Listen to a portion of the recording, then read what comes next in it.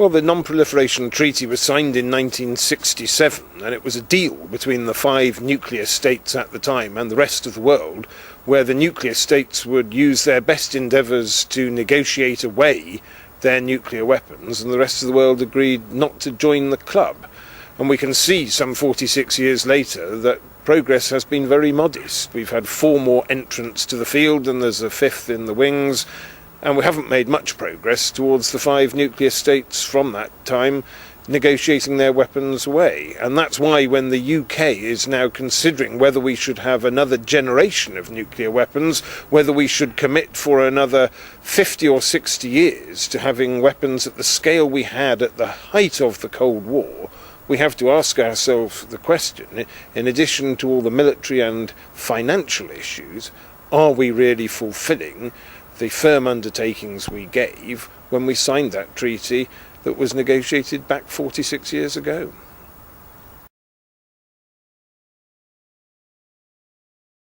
We like to, at these events at the NPT PrepCom, to be as open as possible about numbers of weapons and doctrine and what we've done ourselves on disarmament. So we'd be looking to talk about things like reductions in the number of warheads, what we've done with regards to our Trident submarine programme with reducing numbers of warheads on our boats, and also looking at the doctrine aspect. So looking back to the SDSR, that was when we had a sort of national security review back in 2010, and looking at what we said there about the circumstances in which we might use nuclear weapons and giving a stronger guarantee, so-called negative security assurance to other countries about the circumstances in which we might use nuclear weapons.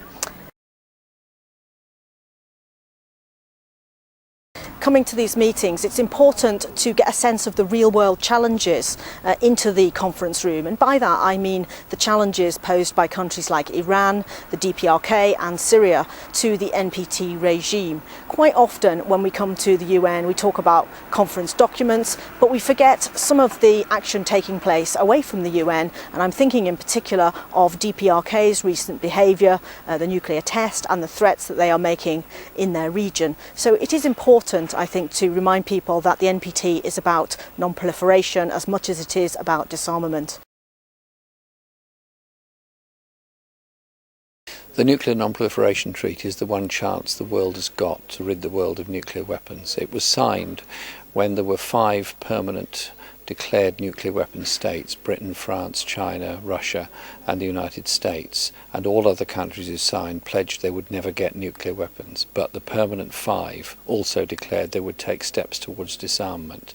It's worked in many ways. Many countries have not got nuclear weapons as a result, and there's been nuclear weapons free zones in Africa, Latin America and Central Asia. But other countries have developed nuclear weapons: India, Pakistan, Israel and North Korea.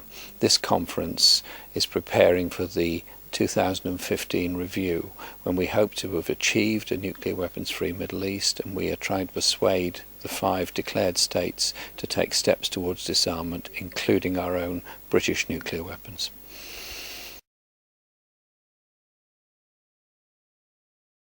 The NPT is a fantastically important element in the international response to making this world a safer and saner place. Unfortunately, over the years, it's only been rather modest in the momentum that is given to the really serious objectives like disarmament, and that's true still at the moment, because the truth of the matter is the major nuclear weapon states do continue to drag their feet. They're simply not serious about the disarmament objective.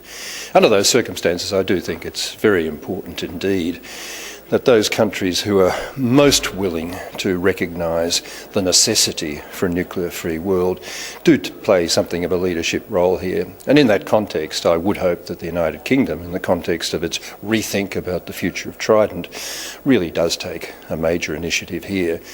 And in the interests not only of the British budget, but also the larger momentum for a nuclear weapons-free world, actually downsizes that Trident fleet quite dramatically.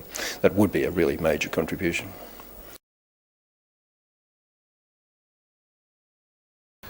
Well, if the UK wants to continue a weapon on the scale it has at present, its supporters have convinced themselves we must make that decision by the middle of 2016.